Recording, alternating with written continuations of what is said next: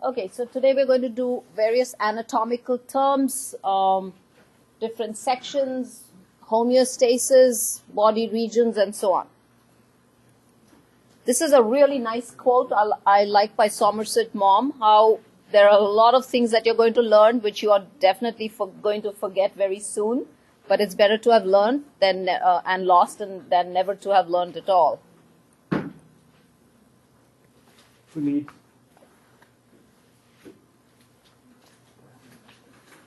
So when we study anatomy, there are various topics under and various ways that we study anatomy. So we're going to do a few of them. The first one is called gross anatomy, which is what is also known as macroscopic anatomy. So this is also called macroscopic. That means you can look at it under your naked eye. So it's macroscopic anatomy. And we study this under, again, various subheadings. One is regional, where you look at the body in different regions. For example, head and neck. So you study everything in the head and neck. Muscles, tissues, bones, blood vessels, lymphatics, everything. And then you do the thorax, abdomen, upper limb, lower limb, pelvis, and so on. So, you go region by region.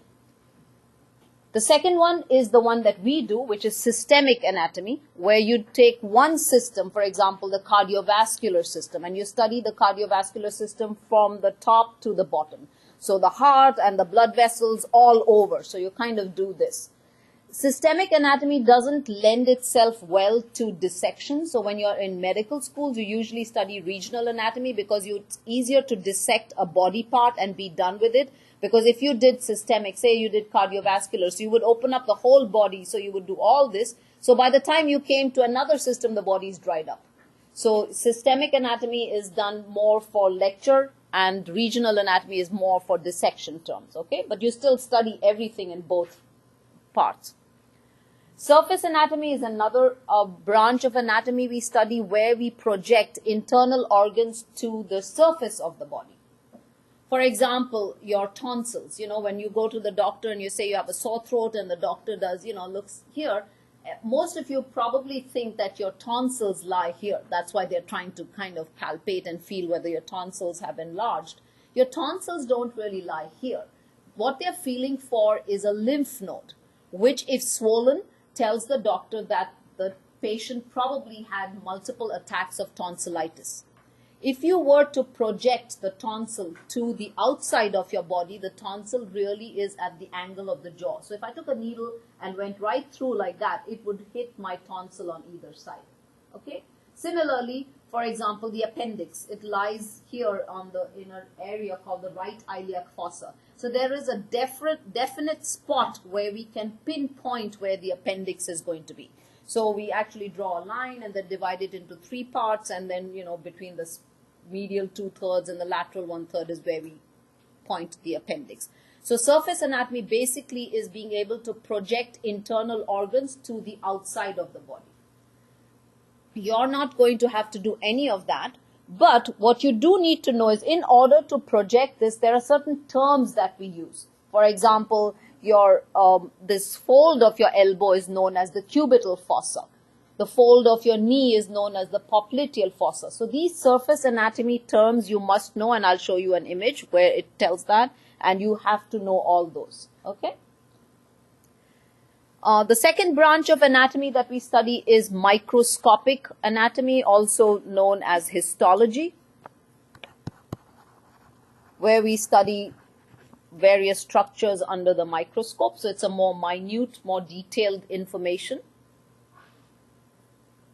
Another branch which is rather important, and often I kind of refer wherever I think it's important for you all to know, is developmental, or what is known as embryology. So we are studying how the embryo develops within the uterus from the time of conception till birth, and a lot of congenital problems, things that people are born with, occur during developmental period. If something goes wrong, it's a big wonder that we're all born normal, because things take place so rapidly and they're so intricate that anything can really go wrong. You may have heard of children who are born with a spine which does not which is kind of open at the back, called spina bifida. You've heard of that, right? You may have heard of a condition where they say water in the brain, or hydrocephalus. And again, so that could be a problem. You may have heard of children who are born where they have a huge bulge in the abdomen called a hernia, umbilical hernia. So again, that's all because of something going wrong in development. So whenever it's important, I kind of refer to embryology a little bit, though we don't do it in great detail. Another branch of anatomy we study is radiographic or radiology, radiological anatomy, where, X-rays. Sometimes I will show you some X-rays more in ANP2 than in ANP1, but I do show you just so that you can recognize structures on an X-ray, and you're, able to recognize, especially when we come to bones. So I kind of show you that, okay? And lastly, clinical anatomy, which is very, very important and which I emphasize a lot in the class. There is no point you knowing all this anatomy without being able to apply it to clinical situations. So, when I talk about something, I expect you to think critically. I'll give you examples of how you can apply it clinically. For example, especially when we do bones and muscles, like I'll tell you, like, say there is a bone called the humerus. You all know the humerus is the arm bone. So there is a nerve which is related to the upper end of the humerus, and that nerve happens to be called the axillary nerve. So what you should know is, why study that the axillary nerve is related to this part of the humerus? I mean, it doesn't make sense to me unless I'm able to apply it. The application would be that if a person sustained a fracture of the upper end of the humerus, because the axillary nerve is related to that part of the bone, it could be damaged. That nerve supplies a huge muscle here called the deltoid. So if that nerve is damaged, the deltoid muscle cannot function. So what happens? A person suffered a fracture, but they cannot use that muscle. So can you see the relationship on why you need to know certain structures, where they lie, how they affect other structures, okay? And that is clinical anatomy. And that's really basically what in the end, that's what we are aiming for. Being able to apply a lot of our knowledge to clinical situations, okay? So this is surface anatomy. So these are the terms. I'm not going to go through them. I want you to look at them. Take a look at all these terms. See what some of them you already know. For example, this whole area of the chest. This part is called the thoracic region. Your little belly button is called the umbilicus. This armpit is known as the axilla. Your front of your thigh is known as the femoral region from the femur. So take a look at all of these. Some of these are rather important, and I kind of will tell you which ones are. Buccal, orbital, frontal, acromial. Your neck is called cervical, which is why your vertebrae are called cervical vertebra. Axilla, some abdominal is brachial, antebrachial, antecubital, carpal, pollex, all for that matter are really important. Patellar, I'm kind of really going all crural, pedal, hallux, fibular, femoral. So I'm all of them, really, everything. Sural. Okay, so take a good look at them and try and practice. Practice on your relatives at home and tell them, they tell you I'm having pain in the thigh. Oh, femoral pain? Yeah, I know what that is. That's probably something to do with your femur. So, just get used to this language of anatomy. Okay, so I showed you that picture. What do you think brachium refers to? So let me see how quick use your clickers. Yeah, use your clickers.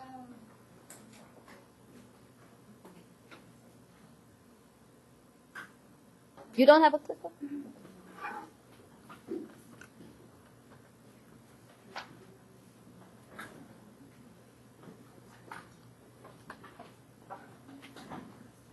If you don't have a clicker, think with the person next to you.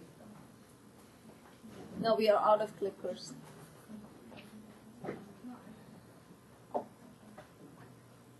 We have a large class, so I'm not going to wait for everybody. So you've got to answer fast, otherwise we'd be here all evening.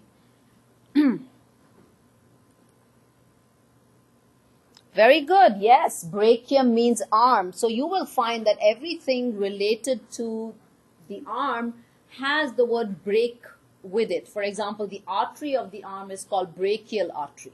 The vein is called brachial veins.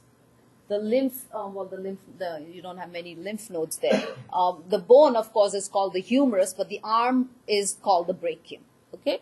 The foot is called pedis. The leg is usually crural, and the head is called cephalic. So, again, if you miss this, make sure you kind of look at that picture. Okay. So we did anatomy, which was we divided under 4 or 5 headings. And what we're doing in anatomy is basically studying the structure of the body. A structure is also known as morphology. Morphology means structure. So anatomy is the study of the structure of the body, and we are doing human anatomy, so we're studying the structure of the human body. Physiology is the function of the body.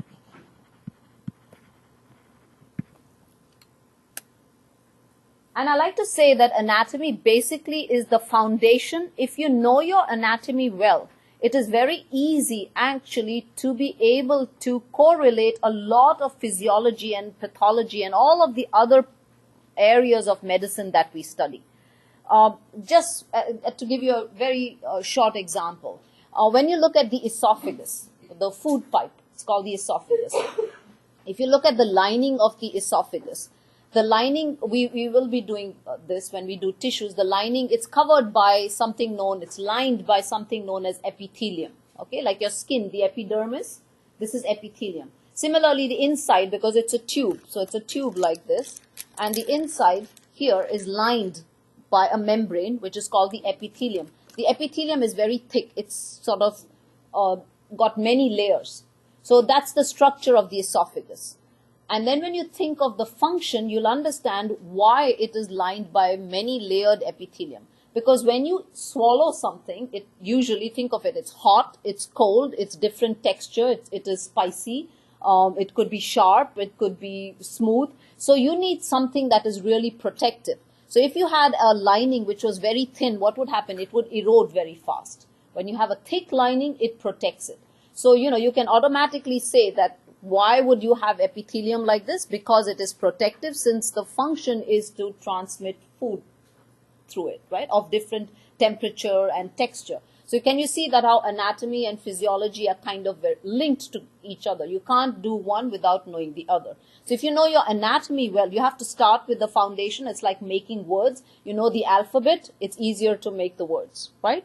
So anatomy, think of anatomy as the alphabet. So it's really important. If you know your anatomy well, you automatically can work out the physiology well, at least understand the physiology. Now, even under physiology, we have different sort of branches of physiology. Here are just a few that I've enumerated. Renal physiology is the study of the urinary system. Neurophysiology is the study of the nervous system. Cardiovascular physiology, which you do in ANP2, all of these except for neurophysiology and musculoskeletal. Cardiovascular is the study of the heart and the blood vessels. And musculoskeletal physiology is how the skeletal and the skeletal system and the muscular system work together to bring about movement and locomotion. So you have different, you have even more than the endocrine physiology. So you have that reproductive physiology. So they're different branches. I've just given you some examples. So basically physiology is the function, anatomy is knowing the structure of the body. So let's now look at, since we are doing the human body, and let's look at how the whole body is made up. So it's kind of the organization, the structural organization. So we begin really with the tiniest molecules, which are known as atoms, which we'll do when we do chemistry. So the atoms are the smallest molecules, and when atoms combine together, they form molecules. And then these molecules get together, and then you get something known as a cell. So we really begin with cells when we're talking about the structure. And there are 4 basic types of cells in the body. So these are showing you the 4 basic types. The first is known as the epithelial cell.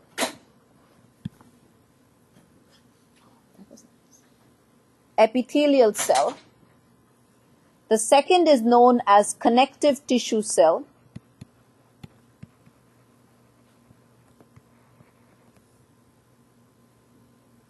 The third is known as a nerve cell. And the fourth is called a muscle cell.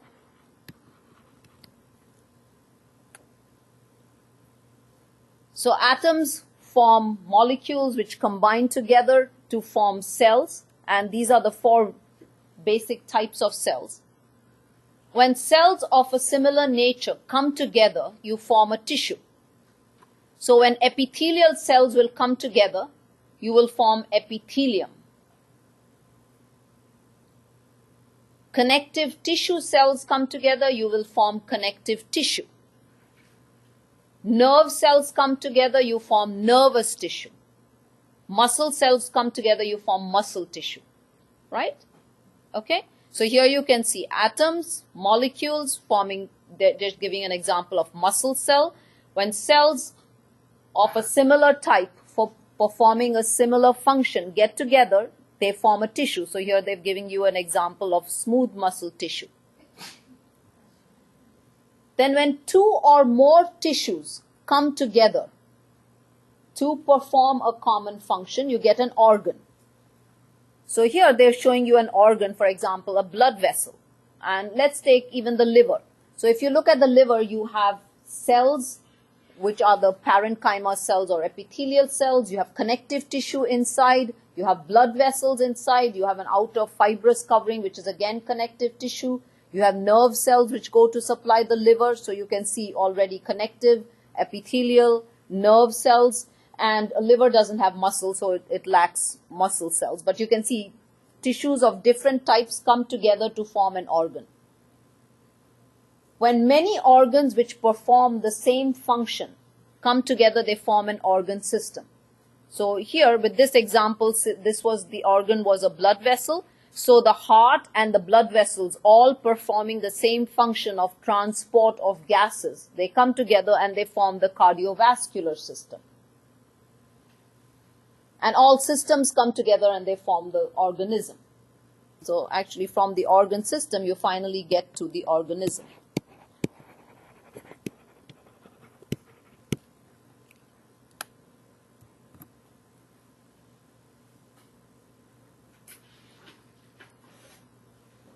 These are the various organ systems.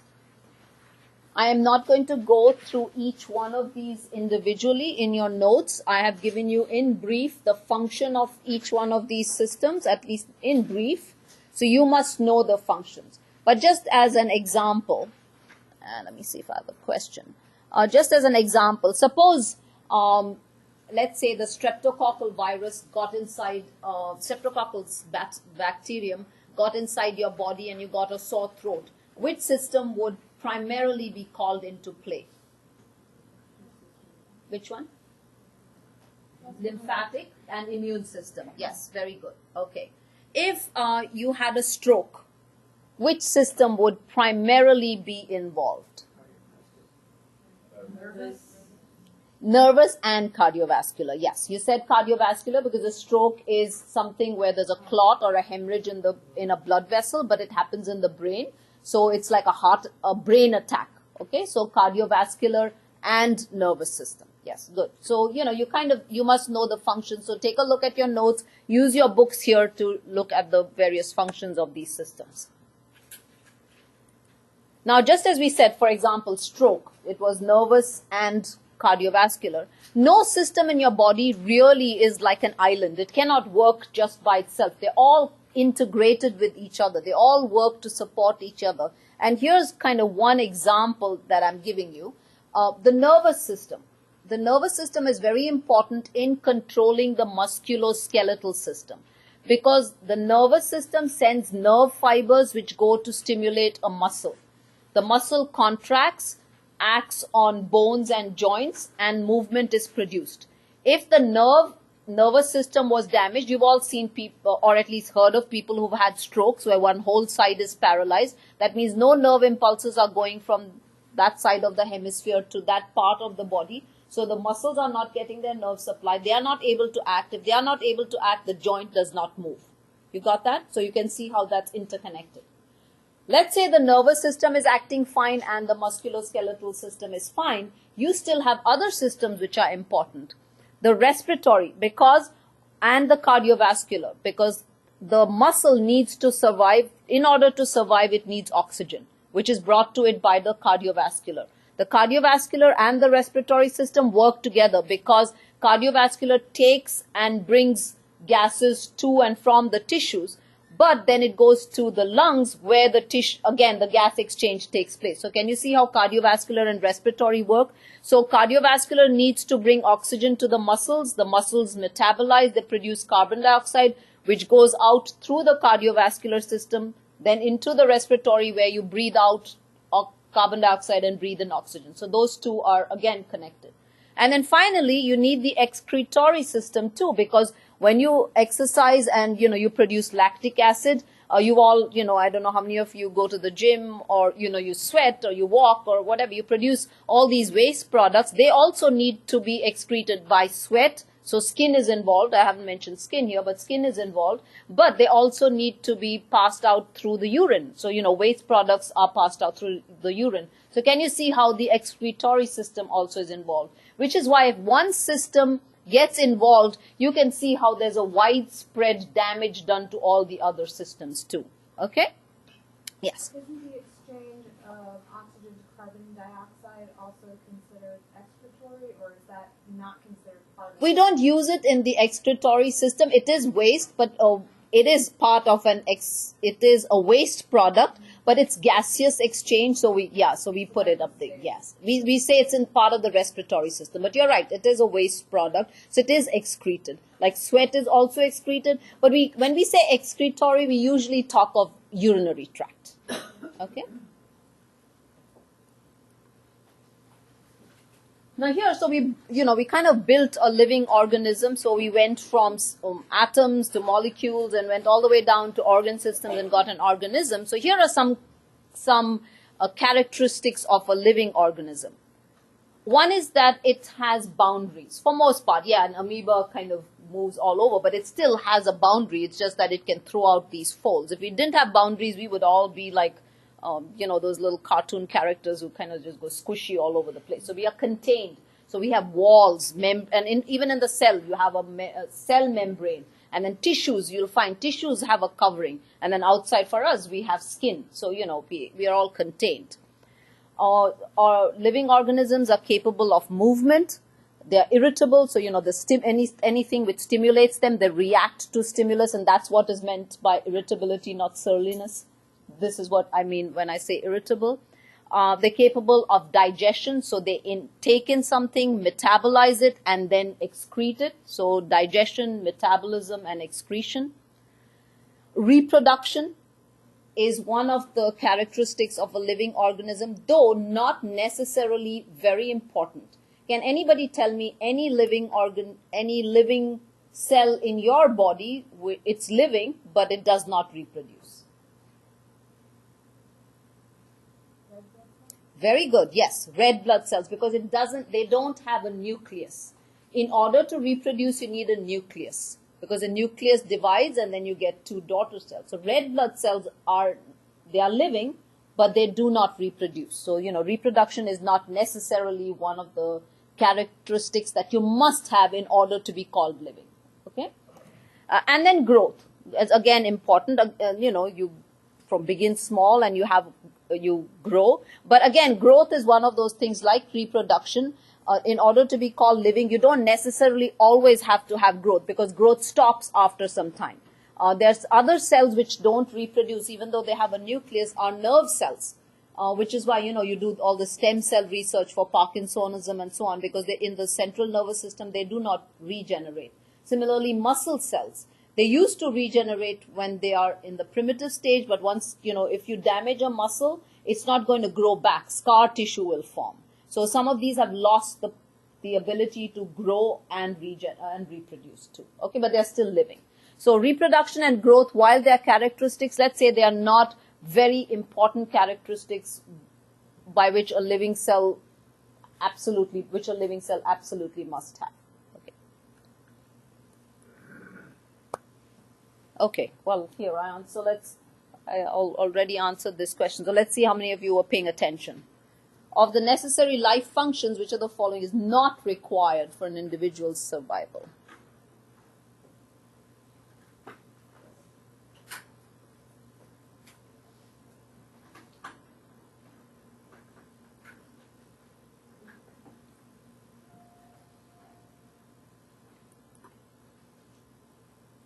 Okay, no, reproduction, you have to maintain boundaries. That is really important for a living cell. This is not, otherwise, you know, if you sort of, your protoplasm just spills out like that, it could get lost. So that is important. So reproduction is the one that is not absolutely required for an individual's survival.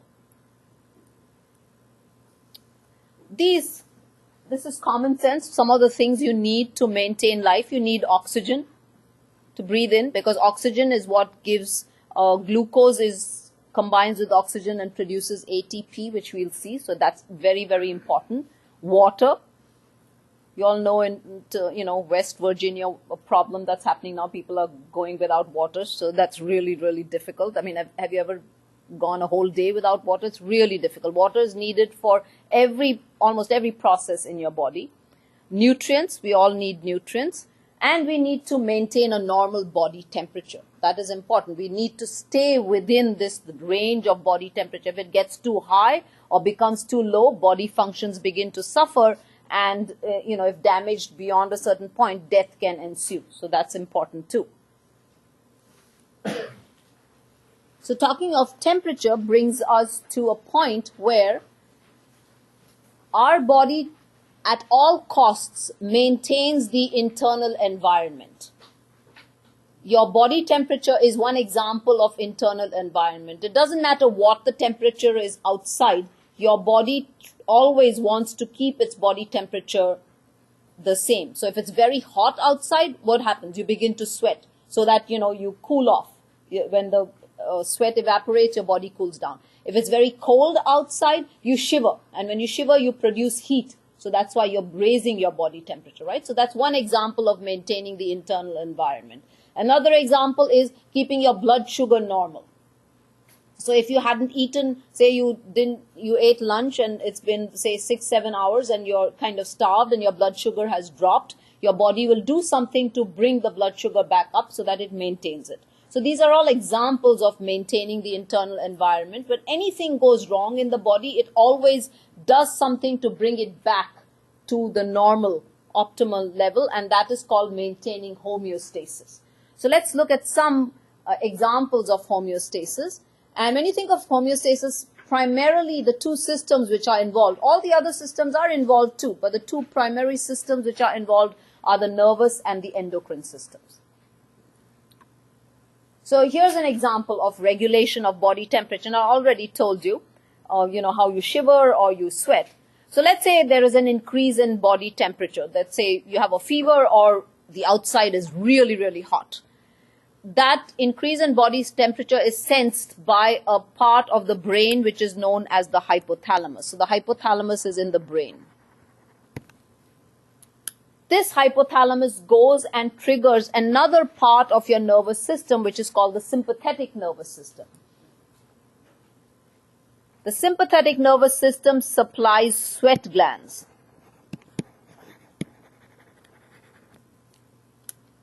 So when the sweat glands get stimulated, you start sweating. The sweat is on the surface of your skin. That evaporates and you cool down. And as long as it is hot, you keep sweating to keep your body temperature down. Okay? Let's take the other example. Say it's very cold. Again, the hypothalamus senses that it's really cold. So what it does now is it stimulates the sympathetic nervous system, but you don't sweat. Actually, the sympathetic nervous system at that point, it causes, so let's say there is a decrease. So there is a decrease, let's say there's a decrease in body temperature. So this is sensed by the hypothalamus. It again stimulates the sympathetic nervous system. But here, you don't sweat. What sympathetic nervous system does it causes the blood vessels to constrict or become narrow. So have you ever seen anybody on a really cold day, they tend to look really, really pale, right? Because the blood vessels are constricted. If they are constricted, there is less blood flowing to the surface of the skin. If there's less blood flowing to the surface of the skin, there is less loss of heat. It's not radiated. On a hot day, what happens? Person looks flushed. Not only are they red, they are flushed because now the blood vessels are dilated so that heat can be lost, not only because of evaporation, but from the surface of the skin because of that increased blood flow. Okay? So you can see how this maintains homeostasis. So it brings your body temperature back to normal. What do saunas have to do with that? Well, what saunas do is actually they make you sweat and they remove toxins from your body. So they kind of increase because the heat, so you're all red, so you're flushed, you sweat also because now you want your body temperature to come down, and it's a good idea to get rid of all the toxins from your body, so that's the way the saunas work. Okay. So let's just look at this one. So let's look at homeostasis and something where the endocrine system plays a part. And we have something known as feedback mechanism. In the previous example, I showed you the nervous system. Now we're going to look at something where you have a feedback, like you have a stimulus, it causes an effect, and the effect kind of stops the stimulus. So let's say I gave you that example. You had lunch or dinner, you had lunch or breakfast, let's say at 9 o'clock, and you didn't eat at all. Or maybe there's a poor fellow who ate 2 days ago and is starved. So your blood glucose levels are really low, right? And your tissues are starving because they need glucose to mix with oxygen to produce energy. So what happens is when your blood glucose levels are really low, they stimulate, this plus sign is for stimulate, they stimulate the pancreas, and in the pancreas they stimulate a type of cells which are called alpha cells of the pancreas. This stands for alpha cells of the pancreas. These alpha cells of the pancreas produce a hormone called glucagon. Glucagon is a hormone. Glucagon goes to the liver and skeletal muscle. It goes to the liver and skeletal muscle, and it causes a substance called glycogen to break down. Glycogen breaks down to glucose. And then glucose is thrown into the bloodstream, so your blood glucose levels rise. Now, when your blood glucose levels are rising and they come to the normal level, so this was the stimulus was blood glucose, so it's come to the normal level. You don't want blood glucose levels to go on rising, right? So what this rising blood glucose level does is it now inhibits the alpha cells of the pancreas. Glucagon is no longer produced. Your blood glucose levels stop rising and glucose remains at a normal level. So can you see how this is kind of a negative feedback mechanism where an original stimulus produced an effect and then it stops that stimulus from continuing that cycle from going on and on. Do you see that? Okay. So we'll stop here and continue on Wednesday.